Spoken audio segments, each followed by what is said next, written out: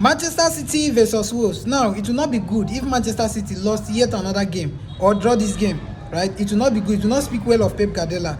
But Wolves is no longer that club you can comfortably think you can beat, right? Wolves have been unbeaten in their last 4 games.